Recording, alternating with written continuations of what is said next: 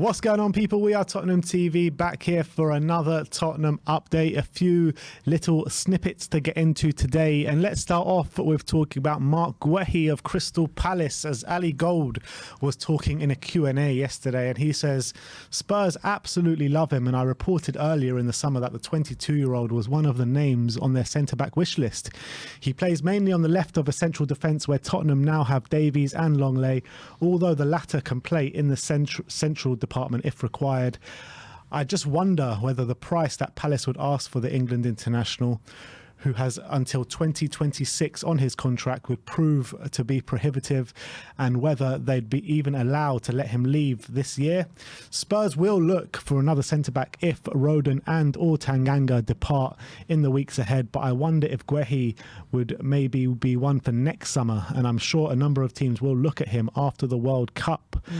If we do, well, it looks like we are getting rid of Tanganga and Rodon, or one of them. If we are looking to bring in a centre-back, which I bloody well hope we are from now until the end of the window, would you want him?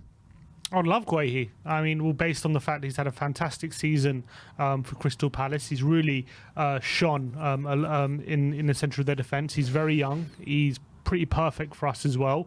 He's strong. He's looking to grow into that role. I don't know if because Chelsea sold him last summer, and they're very good with like putting in buyback clauses and stuff like that. I don't know if he's got any of that involved in his contract with Chelsea, but I think did he just sign a new contract, or was his first contract that long, 2026? Because that would have been a 5-year deal. But they signed him last summer, Palace, and he's really gone from strength to strength. Obviously, he had some England caps already now.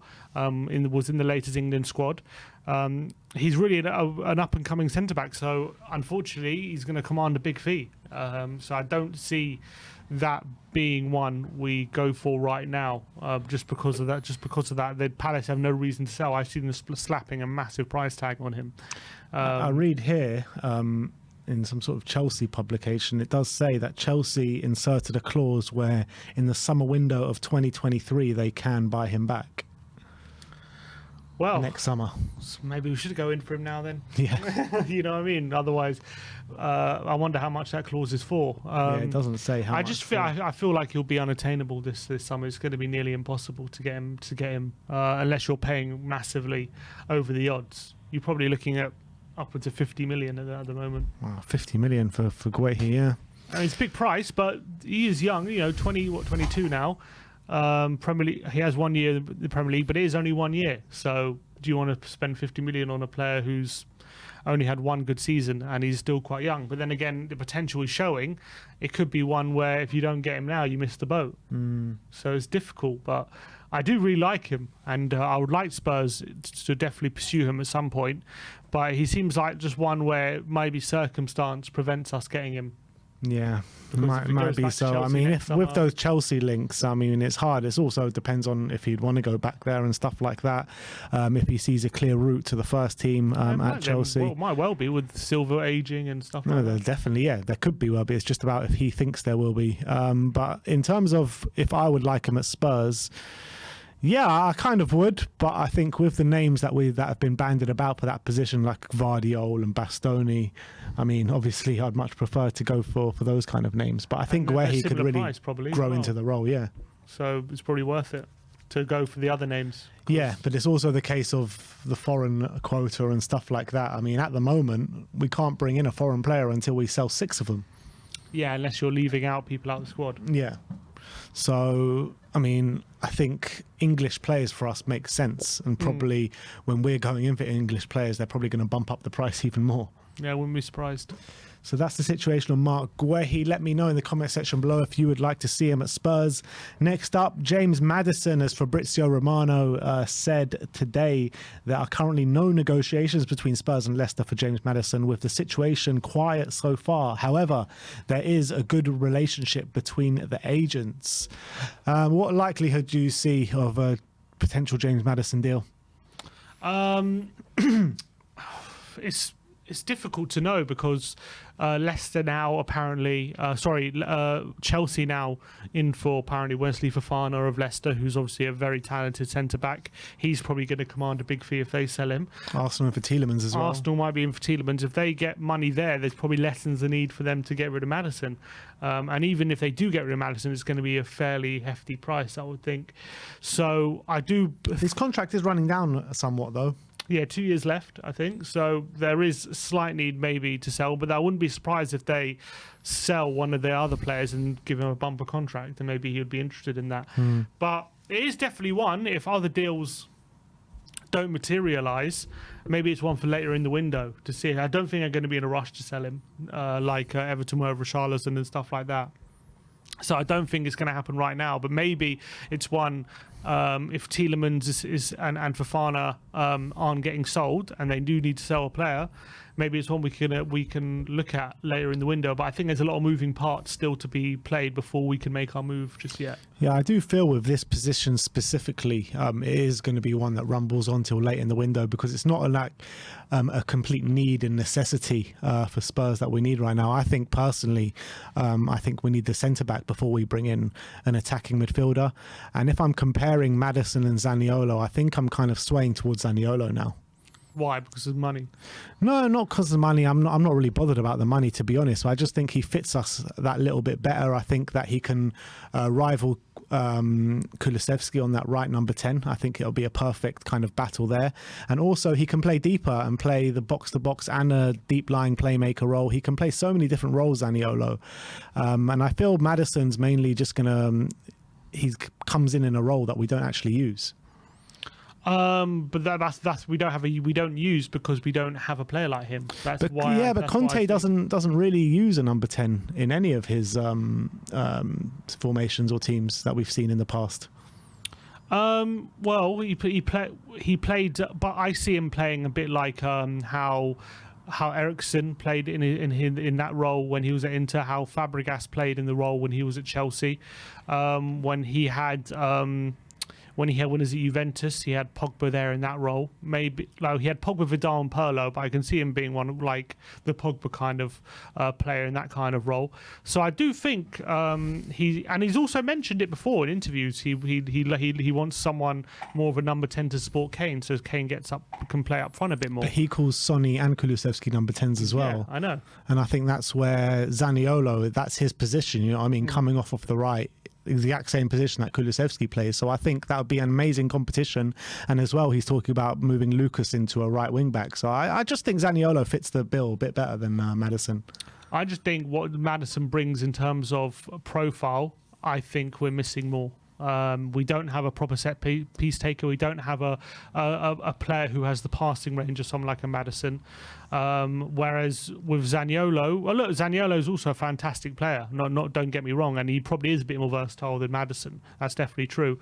But I just feel like he doesn't bring that vision and that set piece taking ability that Maddison brings. So that's what I see us missing a lot in an attacking midfielder. But I think Zaniolo would be a fantastic buy. So I can understand why they would be very interested in him. And I think as well with Zaniolo, you're buying a player who's a bit under the radar in a sense that he's had injuries, he's just coming back from it, so he has the chance to really explode now. Maddison also had his own injury issues over the past few years as well. So I think both of them come with those kind of injury worries. Obviously, Zaniolo's injuries have been a lot worse than Maddison's, having 2 ACLs in the past, 4 years or something like that.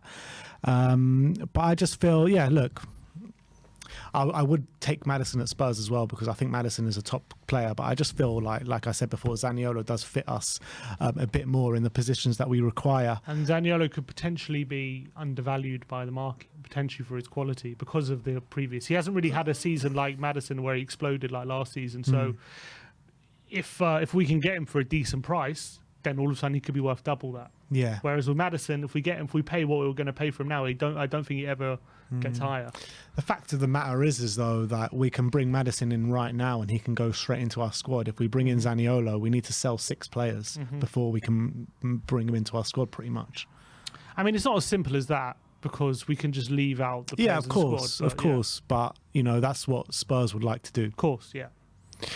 Next up, let's talk about Sergio Reguilon. Calcio Mercato saying that Fabio Paratici has offered Reguilon to Inter Milan now. I mean, he's doing the rounds, isn't he, with all the Italian clubs and a few Spanish clubs as well. No one is biting on Reguilon. What's going on? Just Roma and Napoli left. Just see if they want him as well. Well, we took Perisic off them, so maybe there is definitely a hole there. Jose signed Reguilon for us, didn't he? So maybe he did. Maybe there is a deal to be done with Roma. Yeah, why? I mean, he would probably, yeah. I don't see why not. Unless Jose wasn't a big fan of Reguilon. I remember under Jose, there were a few times where he chose Davis, a left back. I remember like at Anfield. Remember that game? He played Davis ahead of Reguilon, and that was a surprised a lot of people. But by and large, he preferred Reguilon to Davis in that left back role. So in terms of Inter Milan, though, there probably is a role there, but again, they play a back three. So why would he go there if he's going to play left wing back, unless he backs himself to become the left wing back that we don't think he can become at Inter Milan, and maybe they see something that we don't in terms of in that role. But I think for me, if he's going to move, he needs to move somewhere where he's going to play a left back. I think the Sevilla move just makes complete sense, and I do expect that one to get done at some point. Yeah. Could be just driving up the price. Could be. Last but not least, Japhet Tanganga. Gazzetta dello Sport reporting that AC Milan want to complete the deal for Japhet Tanganga by Sunday. Seeing as Spurs do fly out to Israel on Thursday, do you think that if Tanganga is part of the travelling party or not travelling part of the travelling party, tells us a lot of what's going to happen then? We definitely learn more if he's not involved than if he is involved. That's for sure. I think if he is involved, I don't think that means that means it's not happening. By Sunday, just means it's not going to happen by Sunday. Oh, that definitely won't happen by Sunday. Yeah. But if he's not involved, then definitely things are moving. That'll be very interesting, and I think we need this to happen just so we can start getting our other targets centre back on board, because season's coming up very, very soon. It's a week away. I think we're good enough to start the season. To be fair, I think our squad. I think we're in a good position. So if we can add another centre back, that'll be fantastic. But I think I don't think there's any panic right now. I kind of do get the feeling this is going to be it from now until the start of the season. We're going to get our players out first and foremost, and then maybe in the last week or two of the window, then we go and look to get that centre-back and get that attacking midfielder. That's what I kind of feel like is going to be the situation now. But look, I think with the squad that we've got now, I'm happy to start the season with this squad. And I'm really excited for the season. Really not long to go now. We fly out tomorrow to see Spurs live in the flesh for the first time since our trip to Carrow Road last game of the season. So I'm very much looking forward to. You got to watch out, because we're going to be bringing out daily vlogs out there, and we're out there for 4 days in total. So keep an eye out for all the content coming to you from the Middle East following the mighty Tottenham Hotspur. Thank you everyone for watching today. Like, subscribe and comment, and as always, come on you Spurs.